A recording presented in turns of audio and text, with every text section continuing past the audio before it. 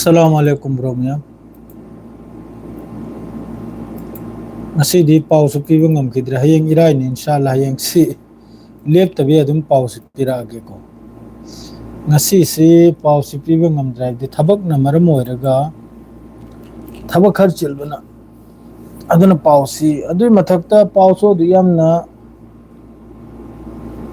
important oiba pau su tholak da. Important oiba pau tholak te sida pau ama ni khak lai asi zoi mayam da tahan jiramaga aduga makha taba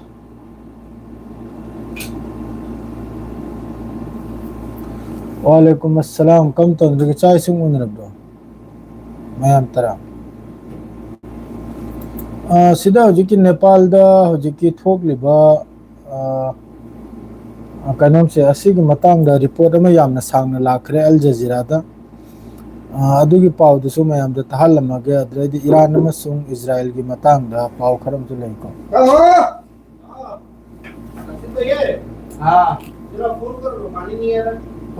phone किया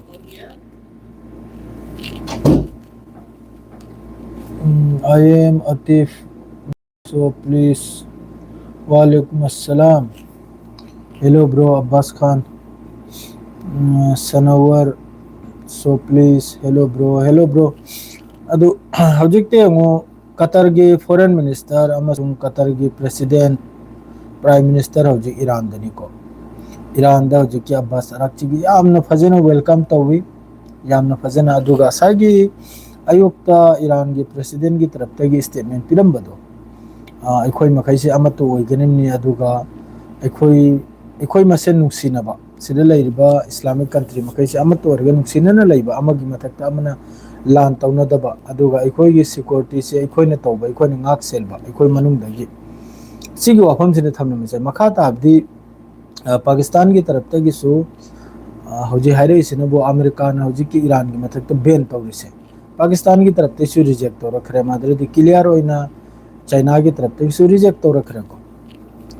reject तो रही इसने वो करेगी ना इधर Iran का मकोई से कारबार चत्थनी सिन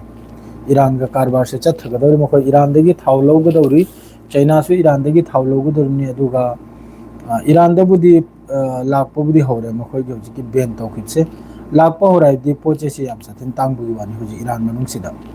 साइगी बैन लाग अमा मतौ बसे असिन मरम होरेगा मदुम को पाकिस्तान सु लौने हारी चाइना सु लौने हारी रशिया सु लौने हारी ईरान का कारोबार से मखोय तौगनी हारी होजिकता पाउदा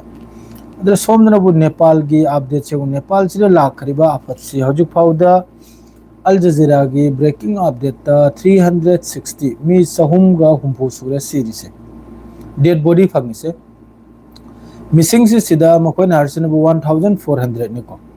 अदुगा पूरा कंफर्म ओइना मकोय ना सिदा लेटेस्ट होजिकी पाउसी क्या नदा 359 पीपल कंफर्म सिदी पूरा कंफर्म हो रे 359 से अल जजीरा होजि पाउ आरो हेलक पगी वानी आरो याम साथिना हेलक पगी वानी असि इखोयगी लैंडस्लाइड हाइब्रे कन इखोयगी लैबाक तक थकपा अदुदगी ओइरेगा फिफम हमने सु करे कन मकोई पाउद्र इखोयने याम खंगद्रमनि न मरु ओइबे पाउदु त दम हाइजरगा असिदा होजि अमक्का मासिदा नेपाली पुलिस ना हरसिदसु आइना अरांग न पाउदना हाइरमनि को होजि की तौरि मफम सी टूरिस्ट मफम ने मी कोइरो फम ने अदुगा हाम बगी वीडियो अम द यु मचोबम तकना पुग्रे दो अदु इमिग्रेशन सेंटर ने अयाना सुफंग खंगदबिदा सुफंग हे खंगदबिदा इन वीडियो द्र हाइरमनि मफम दु येंगलेगा मागी वीडियो लाइव मोंग दु येंगलेगा सुपंग खंगदबिदा हाइरमनि सी टूरिस्ट मफम ने चुमसु चुमनि ने हाइरमबदो कदादि इलाका दु यादा मागी इलाका दो होजि की लाइव मफम दो यादा असिदे यंग होजि हारिसनबु 177 इंडिया की 63 हुमफुगो हुमथोयम नबु यूनाइटेड स्टेट की 34 अम नबु ऑस्ट्रेलिया की 33 अम नबु यूनाइटेड किंगडम माद्रेदी 25 अम नबु कनाडा की असि पुन बक्सी लोइना मिसिंग 177 इंडिया गिनी हुमफुगो हुमथोय यूनाइटेड स्टेट कानूंगी 177 कंट्रीज 177 फ्रॉम इंडिया की 177 अमेरिका की हुमफुगो हुमथोय अदुई मतुंगदा ऑस्ट्रेलिया की 53 मरी aduga United Kingdom gi kuntra gumthoi adredi Canada gi kulmanga asi pun maksi hoju phawda ambau phangdrim adredi Beijing gi tarafte har sinabu Beijing की तरफ तैयार से नबू महोई के फॉरेन मिनिस्टर की तरफ तैयार से मखोई की मी सामा हो जिकता मिसिंग निसीनी मादरे मथंग की पाउदर बम कार से नबू गिरोंग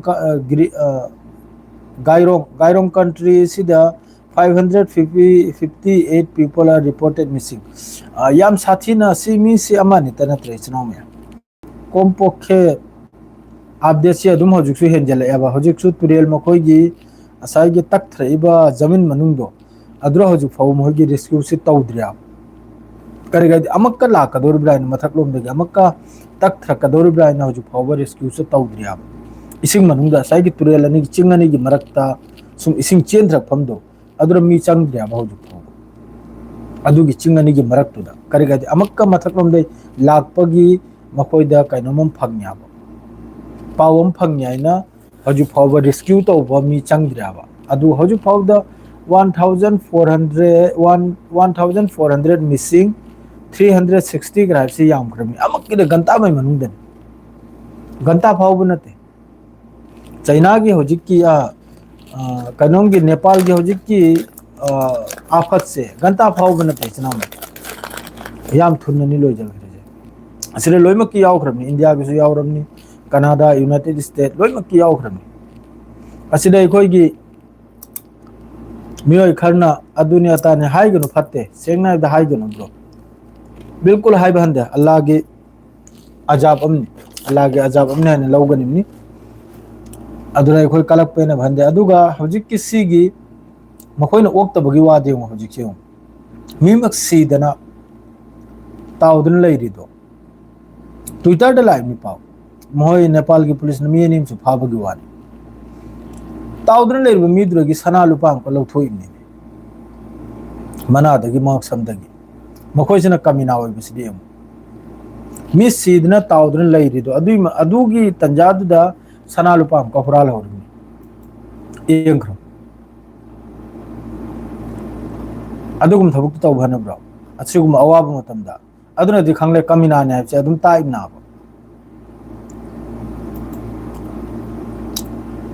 सिदा कतर गा ईरान गा जॉइन हॉर्मुज कॉरिडोर असिगी मतंग दसु हजिकी डिस्कस तौनरी हजिकी ओमान अमसुंग ईरान गदी हजिकी स्ट्रेट ऑफ हॉर्मुज से मखोइबानी की अंदर दा हजिक लाई गदरमी असिदा कतर सो असिगी सिरे यावबगी अदुगा हजिक कतर की प्राइम मिनिस्टर लाइबे तंजासिदा ईरान की तरफ तगी मखोइगी कनंगी मतंग दो पायलट की मतंग दो अदरसु वाकर थमले अदर सोमन गाजा की इजराइल की स्ट्राइक ता मियोय में सिबगी वानी मादरेदी मियोय खरम जो सोपगी वानी को सिनबु गाजा सिटी दा one Palestinian has been killed several wounded खरम सोपगी वानी ड्रोन स्ट्राइक ता गाजा सिटी दा कलाम तंगांग बिनिंग आइले तेज नाउ सिंग सोम नाम का इजराइल की तरफ ते की रिप्लेसमेंट तौखरे मासिसु अखोई की इंडिया की मिंग सिलबगुम न होबकले को जेरूसलम से होंगदोकलेगा जुदई सिंह हाइना जुदई सिंह सिटी हाइना जेरूसलम ब्रेकिंग अप द निसनो में जेरूसलम हाइना कोइन हान दगिसु खंगलकपा अदुगिदु सिंदोकलेगा होजिक जुदई सिंह खंगौरो ममिंग से ताहौरो Israeli replacement of historical names in Jerusalem. I met at Judai Singh, the city. ममिंग सिल करें जेरूसलम की ब्रेकिंग नहीं मासेस अतः दियाल जजीरा दसु पाव से उद्यम लागते दाते थे काय दसु पाव लागता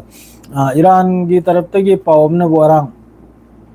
लान की दमक पे ईरान से रेडी नहीं नसी की पाव से तुम हाई दिन तले रही अतः कमेंटिंग चीज में वालेकुम अस्सलाम कौन पास है ब्रो मी सिरगा हराव बसे फत्ते द मानी बिल्कुल मी सीबदा होजे हराव दना मान अदुम तौरंबगी मान अता तौरंबना कमेंट तो बसे आई तौहनिंदे अखोई आईदी बिल्कुल असी यादे तौबीगन अदुम अवाब ता मतम द एनी दुश्मन और सुकलगनिम मतमम द जंगे बदर जंगे वहुत्ता रसूल की मतम द लान तौनो मतम द असाई की लान तौनरिबा अतोप जाति दो अतोपा मुस्लिम नतब दु लान तम द अल्लाह रसूलना सिलेंडर तौरदी मसाना कनम तौरदी हिफाजत थमलेगा सेफ्टी द थम्बिरमोना हायरम बकराक दन होय कावरा मारे आई ngasi yam sathina haksang ngamde adredi duty yam sathin kalli chnaw me hojik te behran dei kum dhrai mi hojik te kum dhrai mi ahim pungani de airport chatle room yorok puda pung mari yore pung mari dagi ganta ni khaktang tumle ga yuk manta ka hogatle ga madredi iru maithre madredi kazano mas fajr ki kazano mas sondokle adredi behran amko kap khre ga hojik kum dhrak lega na ap tang ui thare khangi brane nahi de johor su namas sondre asar su namas sondre सेंगनाइदा होइदा करी मचिन थीनी अदरैदी यादरे Coke से चिकले सेंगनाइदा अदुन पाव तो पिरक्तन अदुई मथक्ता अइने YouTube ता युक्त पाव हम पिरामिदो अदुनी पाव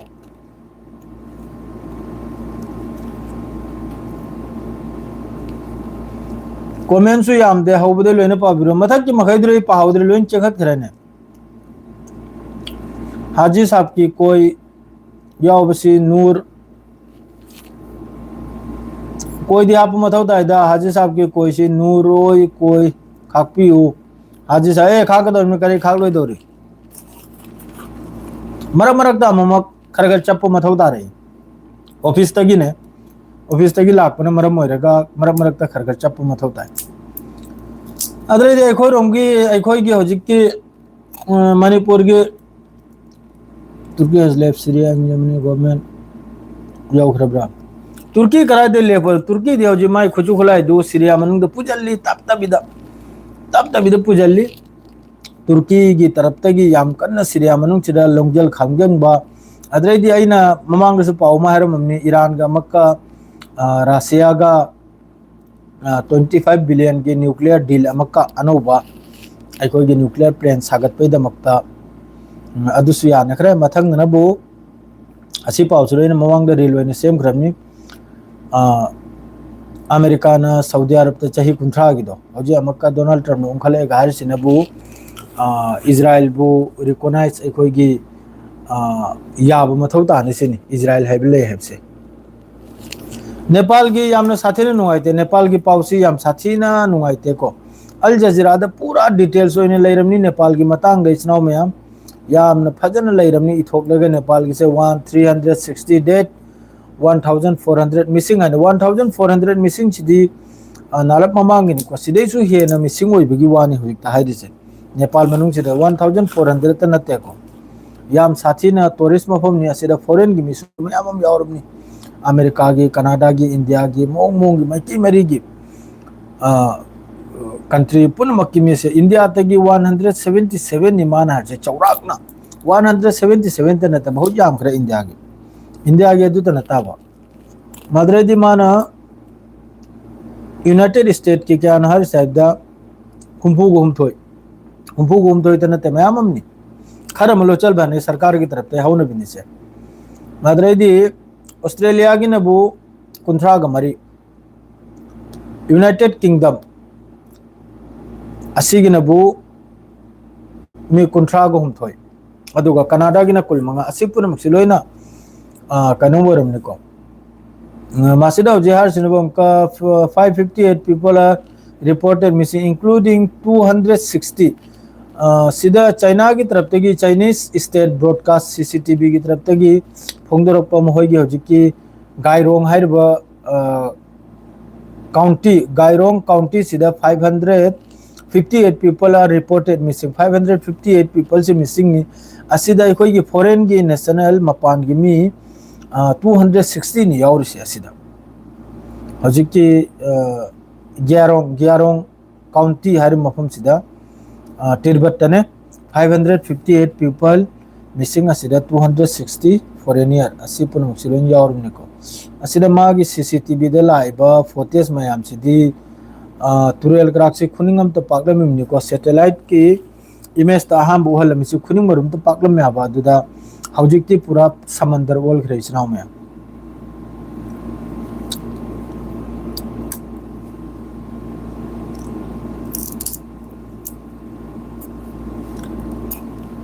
America Arab की करीमता update लेते इस्लाम में करीमता ईरान अमेरिका की करीमता अपडेट लेते अयुक की पाउदरे लोइना माई मागिने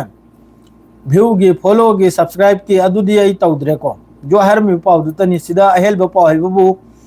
IRGC की तरफ की धमकी तौरी अमेरिका ने लान तौरदे खोज तौने है अदुगुम तुतनी चलिसे बस सीधा हो फाओगे आप अयुक के अपडेट तो फेसबुक तैना